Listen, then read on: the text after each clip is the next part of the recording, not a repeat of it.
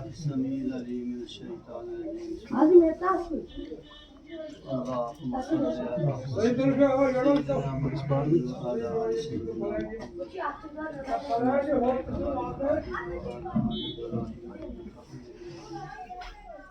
اللهم بارك على محمد وعلى آل محمد كما باركت على إبراهيم وعلى آل إبراهيم إنك حميد مجيد. حضرت قبلہ پیر طریقت محترم المقام عزت مآب قبلہ میر صاحب دامت و برکاتہ، مفتی عبداللطیف صاحب دامت و برکاتہ، امام صاحب ہمارے ملک صاحب، السلام علیکم ورحمۃ اللہ وبرکاتہ۔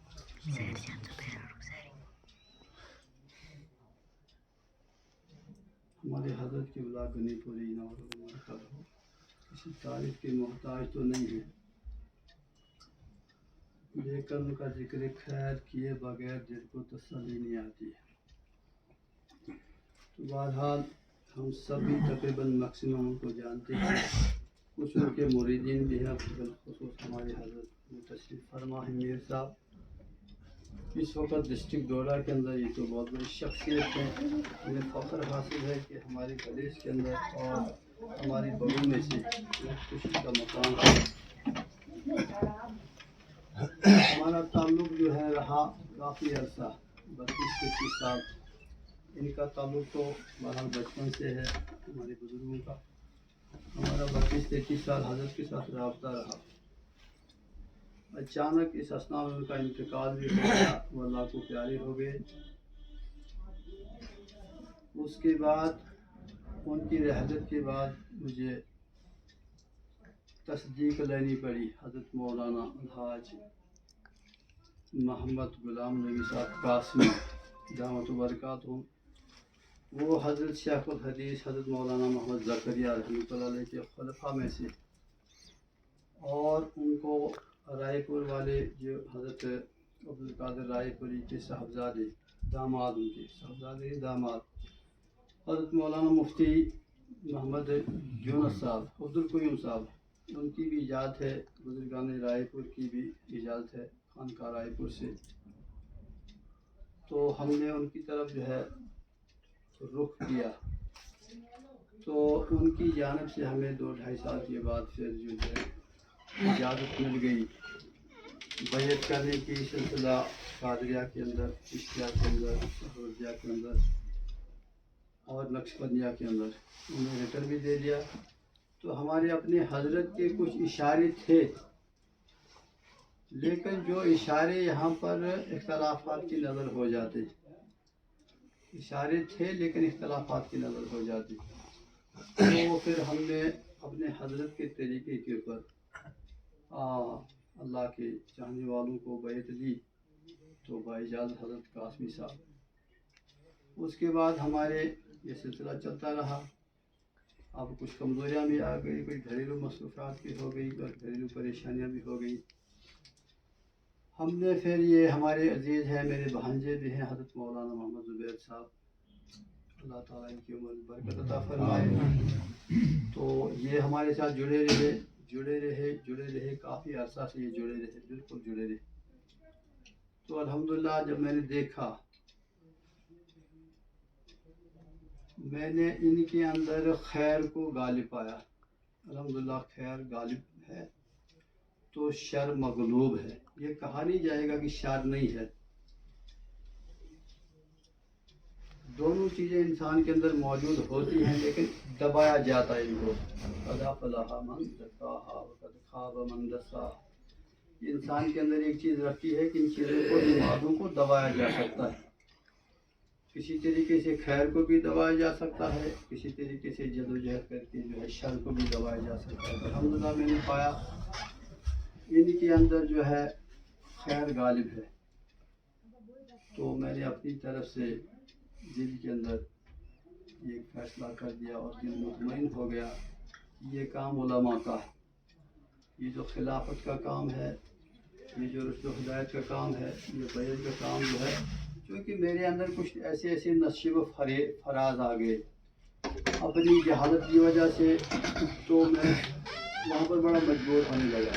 मसलन कुछ लोग मेरे पास आ गए कि हजरत तावीज़ छु दियोन मगर मे छु मोकुर कोरमुत, यानी मुझे मोकुर शाम को मोकुर छु खियोमुत, लेकर मुझे किसी चेले ने कहा कि मेकरस लगी मोकुरी इलाज।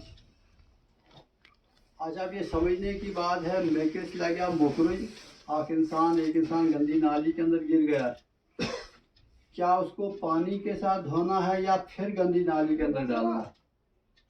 ये हमारी समझ से बाहर चीज़ है। इस चीज़ को उलमा समझ सकते। आम आदमी को टांका लग सकता है। अगर किसी मुस्तनद शेख के पास आदमी बैठा हो हमारे हजरत की तरह, तो वो जो है उनका दिल वो भांप लेता है कि ये किस किस्म का धोखा है शैतान का। इसी तरीके से भाई सफ़ेद मुर्गा लाओ, अब आम आदमी सफ़ेद मुर्गा लाओ, फिर अब एक तो सदका होता है, पढ़े लिखे इंसान जो है उसको समझ लेते हैं कि मुझे सदका कैसे करना है, वो तो सदके की नीयत से बुलाएंगे, लाएंगे मुर्गा। लेकिन आम इंसान इस चीज़ को नहीं समझ सकता। वो कहता लाओ सफ़ेद मुर्गा, अच्छा फिर क्या करना है भाई, इसको ज़बह करो, फिर इसका खून पकड़ो, हुर्रिमत अलैकुमुद्दम, तो बहता हुआ खून जो है तो हराम है, ये तो कुरान कहता है। कैसा हराम है, साथ साथ में जुड़ा हुआ एक और लफ्ज़ है वलहमुल खंजीर, ये दोनों चीज़ें एक जगह है। अच्छा वो कहता है कि भाई तुम इस खून को पकड़ो, फिर पकड़ लिया खून, फिर से लिखो दिया बिस्मिल्लाह आज़म ला इलाहा इल्ला अंता सुब्हानका इन्नी। अब हराम चीज़ से लिखा वो इसमें आज़म, अब ये लो भाई खा लो भाई, ये तावीज़ जो है ये आपको, ये बहुत बड़ी बड़ी बारीकियाँ यहाँ पर मुझे मिल रही है कि जिन बारीकियों को उलमा समझ सकते ताकि शरीयत जो है आम आ जाए, शरीयत आगे आ जाए। इसी तरीके से हज़रत शेख नूरुद्दीन वली रहमतुल्लाह अलैह, सदक़े की बात मैं नहीं कर रहा हूँ, मैं इन चेलों की बात कर रहा हूँ, और जिसका रवाज आम हो रहा है, पूरे इलाके में आम हो रहा है। कहीं कहीं खुदा के बंदे होते जो लोगों को अल्लाह के रास्ते की तरफ जो है बुलाते। अब हज़रत शेख नूरुद्दीन वली रहमतुल्लाह अलैह का एक वाक़या मैंने पढ़ा, वहाँ पे एक हिंदू लड़का था, वो बीमार था, 2 साल हजरत के पास रहा, हजरत की खिदमत में रहा 2 साल, तो वो बिल्कुल ठीक नहीं हुआ। हालांकि वहाँ एक ही दम से आदमी ठीक होता था, शख्सियत वैसी थी, वो 2 साल तक ठीक नहीं हुआ। आखिर हजरत ने कहा भाई बेटा तुम चले जाओ घर, अपने घर वालों को, अपने चचों को, अपने जो है जितने भी घर वाले हैं, चचे हैं, माम हाल है, नानी हाल है, इन सब को बुलाओ, 7 दिन एक जगह जमा हो जाओ, 7 दिन में ये मशवरा करो कि तुमको काला भेड़ू लगेगा, क्रोहन काट लगी जन आध बैल, लेकिन 7 दिन मशवरा करो। ये लड़का चला जाता है अपने बाप के पास, कहा भाई क्यों, कहा हजरत ने ऐसे ऐसे कहा, वो थी बात, वली की बात थी, बड़े आदमी की एक बहुत बड़ी बात थी, वो बात कही थी। वो चला गया, कहा ऐसे ऐसे, उन्होंने कहा काला भेड़ू, लेकिन बोला है कि मशवरा करके। उन्होंने कहा भाई बाप ने इसका कोई मशवरा नहीं करना, मेरे पास है, कोई नाराज नहीं होगा। जो बोलता है नाराज कोई होना नहीं चाहिए, कहा ये ले जाइए भेड़ू है, ये ले जा। वो आन की आन में आता है वापस, तो हजरत को कहता है, हजरत कहता है ओहो ये मैंने नहीं कहा था, हमसे कोड़ू बैला, मैंने ये बोला था कि दिन जो अंदर तेरा काला भेड़ू है, ये दिन हवाल कर तशी कलम पाड़ू, चोल मशवार करतन, तो अद सोस बदल इलाज तो गशी बदल इलाज। तो ये मेरी मुराद नहीं थी जो आपने समझा। ऐसे बोल ये कात उड़ी तो पूरे हमारे भले इसमें काला भेड़ू मिलता ही नहीं है, बस कुछ बहाने। तो अब सदका कुछ और है, जैसे हमारे हजरत जो अहले इल्म हजरत है वो सदका कराते, वो तो दूसरी बात है, लेकिन हुशु बादली विस्तार चलम, तो यहाँ पर आलिम का होना जो है बहुत ही ज़रूरी है। और अल्हम्दुलिल्लाह मुझे खुशी है कि मैंने जो है खैर को गाली पाया, इसलिए मैंने हजरत को तकलीफ दी, हजरत मीर साहब को, हमारे हजरत के खासुल काफ और डिस्ट्रिक्ट डोडा की माशाल्लाह बड़ी मानी हुई शख्सियत, इनकी परहेजगारी, इनकी शराफत, इनकी दयानत, इनकी लियाकत, इनकी सदाकत से कौन वाक़फ़ नहीं है, हमने इनको तकलीफ दी। तो इससे पहले कि ये दस्तारबंदी का अमल आज हो जाए, तो मैं मुफ्ती साहब से, मुफ्ती अब्दुल लतीफ़ साहब हमारे यहाँ मेहमान ख़ुसूसी हैं मजलिस के, 15-20 منٹ جو ہے اس کے اوپر اپنی مدلل عالمانہ جو ہے ذہن کے اندر جو ہے اس کے اوپر روشنی ڈالیں گے. ہم بھی جو ہے سنیں گے یہ کیا چیز ہے, ان کو کیا کرنا ہے اور کیا نسبت, یہ نسبت کیا ہے. تو مفتی صاحب کو السلام علیکم.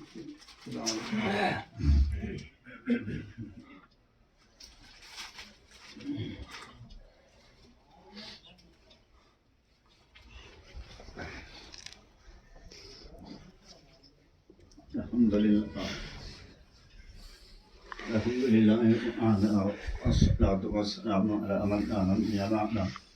أما بعد قال الله تعالى في القرآن المجيد والفرقان الحميد لقد من الله على المؤمنين إذ بعث فيهم رسولا منهم يتلو عليهم آياته ويزكيهم. قال تعالى في مقام آخر قد أفلح من تزكى. وقال تعالى قد أفلح من زكاها وقد خاب من دساها. صدق اللہ العظیم. بزرگوں اور دوستوں, بالکل مختصر حق تعالی شانہ نے جب اس زمین, آسمان, کائنات, مخلوقات, اور خاص کر کے جب اللہ تعالیٰ نے انسان کو پیدا کیا, حدیث قدسی جب کنت کنزا مخفیا فأحببت أن أعرف فخلقت الخلق, کہ میں چھپا ہوا خزانہ تھا, پھر میں نے یہ چاہا کہ میری جان پہچان ہو جائے, تو میں نے مخلوق کی پیدائش کا سلسلہ وہ شروع کر دیا. جب اللہ تعالیٰ نے انسانوں کی پیدائش کا سلسلہ شروع کر دیا, یہ اس نے کیوں پتا کہ خدا کا جو رسول کا شونن, خدا کے احکامات کیا ہیں, اللہ ہم سے کیا چاہتا ہے, ہماری پیدائش کا جلد پھرت کا مقصد کیا ہے. تو اللہ تعالیٰ نے رسول اکرم صلی اللہ علیہ وسلم بہت سوالات انبیاء کرام کو بھیجا. سب سے آخر میں جو حضور سے پہلے پیغمبر آئے حضرت عیسیٰ علیہ السلام. بخاری شریف جلد اول کی آخری حدیث ہے یہ کہ حضرت عیسیٰ اور رسول اکرم صلی اللہ علیہ وسلم کے درمیان جو فترت وحی کا زمانہ ہے, یعنی پیغمبر آؤ تو وہ زمانہ 600 سال کا ہے. ان 600 سالوں میں دنیا کے اندر کیا ہو گیا, ایمان, آسمانی کتاب ہے, اللہ کے احکامات سب ختم ہو گیا, سب ختم. ہر مذہب و ناکام ہو گیا, ہر کتاب چاہے تورات ہو, زبور ہو, انجیل ہو, ان کے اندر کھرد برد کر دیا. مثال کے طور پر گانا بجانا حرام ہے, انہوں نے لکھ دیا حلال ہے. زنا حرام ہے تو انگریزوں نے لکھ دیا اگر زبردستی ہے تو پھر حرام ہے, لیکن اگر زنا دونوں فریقوں کی خوشی سے ہے تو پھر حرام ہے. 600 سال کا عرصہ اسی طریقے سے گزر گیا. پھر 600 سال کے عرصے میں جو جزیرۃ العرب ہے, عرب کا خطہ ہے, وہ تمام خطوں میں, تمام ملکوں میں سب سے بیکار سمجھا جاتا تھا. کس اعتبار سے؟ لوگوں کے دلوں کے اعتبار سے وہ زمین سب سے بنجر تھی, سب سے ویران تھی. یہاں تک کہ کوئی ان کے اوپر حکومت کرنے کے لیے تیار نہیں تھا, کوئی ان کو سمجھانے کے لیے تیار نہیں تھا, کوئی ان کو سدھارنے کے لیے تیار نہیں تھا. اس لیے ان کے دل کی جو بستی ہے وہ ویران تھی, وہ بنجر تھی. یہاں تک کہ آس پاس ایران, روم, کیسر, کسرا, وہاں حکومتیں قائم تھی, قوانین تھے, لیکن عرب عصمت کی تھی, ہے نا. تو سیدنا ابراہیم علیہ السلام, حضرت اسماعیل علیہ السلام جنہوں نے مکۃ المکرمہ بیت اللہ کی تعمیر رکھی، بنیاد رکھی، میں نے تو انہوں نے ایک دعا کر دی اور اس دعا کے اندر یہ کہا ربنا وابعث فیہم رسولا، کہ اللہ ہم نے اس بستی کو بنا دیا، ہم نے بیت اللہ کو بنا دیا، آپ اس کو کوئی آباد کرنے والا بھیج دیں۔ اور تو حضرت ابراہیم علیہ السلام آپ نے کتنے پیغمبر سے کام کیا ہے، وَيُزَكِّيهِمْ، تاکہ وہ ان کا تزکیہ کرے، تاکہ وہ ان لوگوں کے دلوں کو صاف کرے، تاکہ وہ ان کے اندرون اور بیرون کو دھو دے۔ اللہ کے رسول نے فرمایا اِنَّ لِكُلِّ شَيْءٍ سِقَالَةٌ وَسِقَالَةُ الْقُلُوبِ ذِكْرُ اللَّهِ، کہ اللہ کے نظام کے اندر ہر چیز میلی ہو جاتی ہے، گندی ہو جاتی ہے، اس کو دھونے کا، صاف کرنے کا طریقہ اللہ نے بتلا دیا۔ مثال کے طور پر اونچی ٹاٹ، کمبل، اگر ان کیسے نہیں کے چھلن اور رو صاف اندروئی امپیکٹ، لیکن اگر یہ دو سکن گئے تھے تو اس کو صاف کرنے کا طریقہ ہے آنچ پینٹ کر، ہے نا، یہ ہر چیز کو اگر ہم میلے کچیلے ہو جائیں گے، ایشو سلام کروں، ایشو وضو کروں، ایشو غسل کروں، ہم پاک ہوتے ہیں۔ اسے کہتے ہیں سنن ایسا، اور جب وہ بھی ناپاک ہو جاتے ہیں تو ان کو دھونے کا طریقہ یہ ہے، صاف کرنے کا طریقہ یہ ہے، ان کی زکوٰۃ کے ایشوان کے روزہ ناپاک ہو جاتا ہے، گندا ہو جاتا ہے، تو اس کو پاک کرنے کا طریقہ یہ ہے صدقہ فطر ادا کرو۔ اسی طریقے سے انسان کا دل یہ بھی گندا ہو جاتا ہے، میلا ہو جاتا ہے، یہ پاک صاف ہو جاتا ہے اللہ کے ذکر سے، اللہ والوں کی صحبت سے، اللہ والوں کی تاثیر سے، اللہ والوں کی مجلس کے اندر بیٹھنے سے۔ اللہ کے رسول صلی اللہ علیہ وسلم نے ایک دفعہ ارشاد فرمایا اِنَّ فِي الْجَسَدِ مُضْغَةٌ اِذَا صَلَحَتْ صَلَحَ الْجَسَدُ كُلُّهُ وَإِذَا فَسَدَتْ فَسَدَ الْجَسَدُ كُلُّهُ، کہ انسان کے پورے جسم کے اندر چھوٹا سا گوشت کا لوتھڑا ہے، اللہ کے رسول نے فرمایا اگر وہ ٹھیک ہے تو پورا جسم ٹھیک، اگر وہ جسم کا گوشت کا ٹکڑا غلط ہے، خراب ہے، تو اس کے اثرات وہ پورے دل، دماغ کے اوپر، جسم کے اوپر چھا جاتے ہیں، انسان کا پورا وجود، پوری باڈی، پورا جسم یہ ناکارہ ہو جاتا ہے۔ اللہ کے رسول نے فرمایا اللہ وحی القلب، خبردار وہ دل ہے، آنکھ غلط دیکھتی ہے، کان غلط سنتا ہے، دماغ غلط سوچتا ہے، ہماری ٹانگیں غلط چلتی ہیں، ہمارے ہاتھ غلط کرتے ہیں، یہ سب کا سب ان کا کنٹرول روم جو ہے وہ دل ہے۔ دل جدھر چاہے گا گھمائے گا، دل جدھر چاہے گا ان کو پھیرے گا۔ دل کو بنانا، دل کو بگاڑنا، ہے نا، یہی جو ہے تصوف ہے، تصوف کا چکن جو ہمیں بزرگوں کے یہاں، اولیاء کے یہاں، اکابرین کے یہاں، ہے نا، جو علم ملتا ہے علم تصوف، تو رسول اکرم صلی اللہ علیہ وسلم کے بعد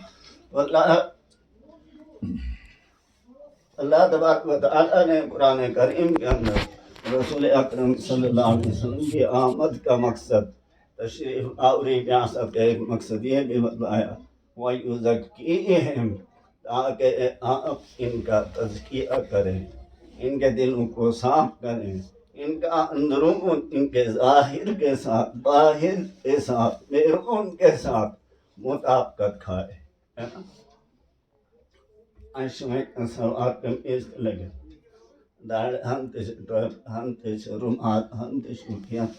صاف دیں گے، یہ ہمارا ذات۔ اب ہمارا بات ہے دل، اس دل کے اندر اللہ کی محبت، اس دل کے اندر اللہ کے رسول کی محبت ہو، دل کے اندر اللہ کے رسول کی اطاعت کا جذبہ ہو، دل کے اندر اللہ کی اطاعت کا ماننے کا جذبہ ہو، آخرت کی تڑپ ہو، آخرت کی فکر ہو، ہے نا. جب دل ظاہر اور باطن ایک ہو جائے گا تو سمجھے قد افلح من تزکا، یہ آدمی جو ہے کامیاب ہو گیا جس نے اپنے ظاہر کو باطن کو سنوار لیا. کہ دوسری جگہ اللہ نے فرمایا قد افلح من زکاہا وقد خاب من دساہا، کہ جس نے اپنے ظاہر باطن کو سنوار لیا، بنا لیا، وہ کامیاب ہے. اور جس نے اپنے دل کو نہیں بنایا، ظاہر باطن کو نہیں سنوارا، تو اللہ معاف کرے، اللہ کہتا ہے وقد خاب من دساہا، وہ آدمی دنیا کے اندر بھی آخرت کے اندر بھی برباد ہو گیا. اللہ معاف کرے، ہے نا. نبی صلی اللہ علیہ وسلم، اولیاء کرام، صحابہ کرام، تابعین، تبع تابعین، کافرین، مشائخین، ان میں سے بڑے نام سے بہت حضرت شیخ عبد القادر جیلانی رحمۃ اللہ علیہ کو کبھی بہت سال پہلے کی بات ہے نا، لیکن انہوں نے اپنی دل کی دنیا کو آباد کیا. پیشوئی کا نام بولتا ہے، پھر یہ